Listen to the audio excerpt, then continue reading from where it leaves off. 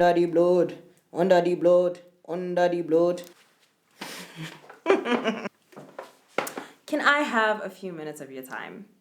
Naturally, I'm back with another story. So essentially, a couple of years ago, we had a weird problem with our stove. And for some reason, I don't know whether it was the temperature control, whatever, something in the stove was not doing what it was supposed to do. So whenever we would put the stove on, it doesn't matter how low you would put the heat setting, that plate is blazing hot. Listen, it is hot. Do you understand? There are two kinds of people in this world, you know what I'm saying? There are the people who find a problem and they call the electrician same day, same hour, come fix this thing. And then there's like people like me, okay, don't judge me. We're just like, I mean, it's not that bad. I can still cook. So I might as well just stay cooking.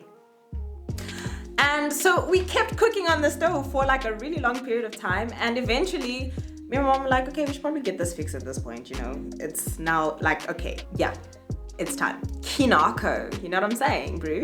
So eventually we got the stove fixed. But when we got it fixed and I decided to cook on the stove, you know, instead of being grateful, I was actually highly annoyed that it took forever to get this plate warm. It took forever to make food because I was so used to being in a rush so that I don't burn the food, that when it actually was fixed, I was so used to the dysfunction that I could not handle the idea of cooking like a normal person. And the reason why this particular story came to mind was because this weekend spoke volumes to me about liberty and freedom and what it really means to be free. Why we are free. We are free because of Jesus Christ's sacrifice for us on the cross.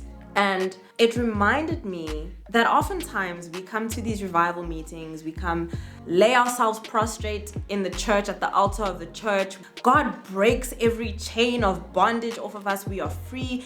And oftentimes we are the people who go straight back to our dysfunction because we feel weird working in God's order and walking in freedom because we're so used to bondage. I would always look at the Israelites sus every time I would read about how they wanted to go back to Egypt after being delivered from slavery, after they were crying for 400 years. And I realized that we do the same thing. And it reminded me of this particular scripture, which says, "It is for freedom that Christ has set us free. Stand firm then, and do not let yourselves be burdened again by a yoke of slavery." And I think that this is one message that we need to just let sink in. Yes, be excited about how it feels to be free, but don't get tempted to go back and burden ourselves back into the slavery. If He has broken sickness off of you, walk in healing.